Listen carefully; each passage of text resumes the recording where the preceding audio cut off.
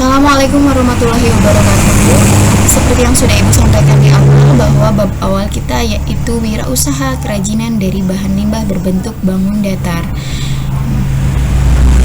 Pertama, kita akan mengetahui peta konsepnya terlebih dahulu. Yang pertama yaitu perencanaan usaha. Kemudian yang kedua, sistem produksi, perhitungan titik impas, dan strategi promosi. Selanjutnya yang terakhir yaitu laporan kegiatan. Perencanaan usaha. Minggu lalu kalian sudah mengemukakan opini kalian tentang apa itu perencanaan usaha. Sudah bagus semua ya. Pada intinya adalah segala sesuatu yang harus dipersiapkan untuk menjalankan sebuah usaha untuk mencapai tujuan. Dalam menentukan ide dan peluang usaha, Ibu flashback sedikit, yaitu tentang SWOT, Strength, Weakness, Opportunity, dan Threat. Strength, kekuatan. Kita ambil contoh masker dari kain perca. Kekuatannya apa? Meminimalisir biaya produksi, karena kita menggunakan kain perca ya. Jadi positifnya atau kekuatannya adalah biaya produksinya rendah. Kemudian weakness itu kelemahan. Kelemahannya apa? Motifnya itu beragam sehingga kita tidak bisa menentukan motif yang sesuai keinginan pasar. Nah, kemudian opportunity, peluang. Peluangnya apa? Di era pandemi seperti ini, masker sangat dibutuhkan oleh banyak orang. Kemudian threat itu ancaman. Ancaman itu pesaing kita. Misalnya kita akan bersaing dengan masker-masker yang lebih modern seperti masker karakter atau yang lainnya. Nah, di sini analisis SWOT dilakukan supaya kita dapat mengantisipasi hal-hal negatif, misalnya weakness dan juga threat ya. Di sini weaknessnya adalah motifnya yang tidak sesuai. Berarti kita harus pintar memadu-madankan motif. Kemudian pesaing. Kalau kita mau bersaing dengan kompetitor kita, berarti kita harus mencari bahan yang nyaman atau kain yang nyaman, walaupun itu kain perca gitu. Nah, supaya mudah-mudahan dengan contoh kalian bisa lebih paham ya. Kemudian selanjutnya sumber daya yang dibutuhkan. Ada 6M. Istilahnya adalah 6M. Yang pertama adalah man atau manusia. Jadi manusia adalah dalam hal ini orang-orang yang mengelola usaha tersebut, misalnya dari bagian keuangan, bagian pemasaran, bagian produksi. Itu harus ada orang-orang yang bekerja. Kemudian yang kedua adalah money. Money digunakan untuk apa? Money digunakan untuk biaya produksi, misalnya membeli bahan baku, membayar gaji karyawan, atau membayar listrik dan juga air. Kemudian yang ketiga, materials. Materials itu bahan baku yang digunakan dalam proses produksi. Machines, ya tahu sendiri ya, mesin berarti alat atau mesin yang digunakan untuk proses produksi.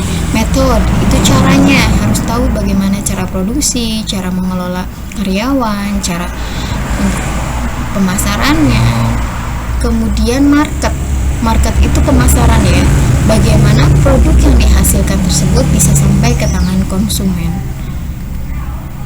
Selanjutnya administrasi itu apa sih? Yang pertama itu kita akan mengetahui pengertiannya dulu ya, yaitu proses dan tata kerja yang terdapat pada setiap usaha. Proses dan tata kerja, tujuannya apa sih dilakukan administrasi? Yang pertama monitoring itu pengawasan ya. Pengawasan itu dilakukan supaya kita mengetahui pelaksanaannya itu sesuai atau tidak dengan perencanaan. Kemudian dievaluasi, ada evaluasinya. Setelah dimonitoring, mungkin ada beberapa kesalahan. Nah, kita evaluasi di mana letak kesalahannya. Kita ambil contoh ya. Misalnya ada kesalahan dalam pencatatan bukti transaksi. kekeliruan di situ. Berarti evaluasinya, perbaikannya supaya tidak terulang di periode berikutnya. Manajer keuangan khususnya harus menghimbau para stafnya untuk lebih teliti. Kalau misalkan ada yang tidak jujur, jika perlu diberikan sanksi. Karena itu kaitannya dengan laba atau ruginya perusahaan. Kemudian tujuan yang ketiga yaitu menyusun program. Menyusun program yang dimaksud di sini segala administrasi yang dilakukan itu untuk pengembangan usaha. Misalnya menentukan target usaha, bagaimana cara-cara mengelola karyawan yang baik. Itu nantinya ditujukan untuk pengembangan usaha. Nah, dalam administrasi usaha itu ada beberapa hal yang harus ada. Yang pertama, perizinan. Jadi perizinan itu dilakukan supaya usaha tersebut menjadi legal. Ada beberapa hal yang perlu dilakukan perizinan. Yang pertama, misalnya ada surat izin usaha perdagangan, surat izin tempat usaha. Nah, atau ada juga nomor pokok wajib pajak. Itu harus dilakukan.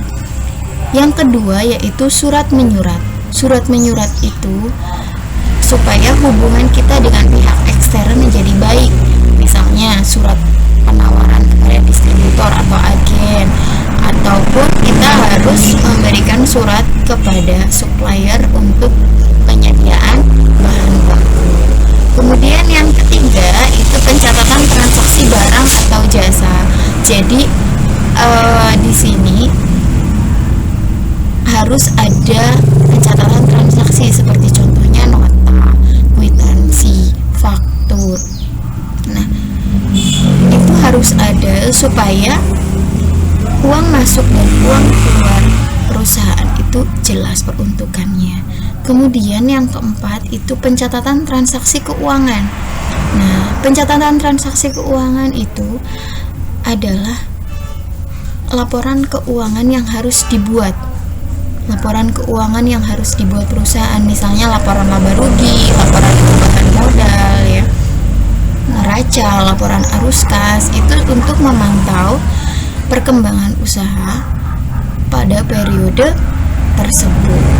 Nah, itulah hal-hal administrasi yang harus ada dalam suatu perusahaan. Nah, sementara itu untuk pertemuan kali ini. Selanjutnya, tugas untuk pertemuan hari ini, untuk minggu ini, yaitu membuat rangkuman dari isi video yang telah kalian simak ini. Ketentuannya kalian lihat di Google Classroom ya, kemudian pengumpulannya juga di Google Classroom. Wassalamualaikum warahmatullahi wabarakatuh.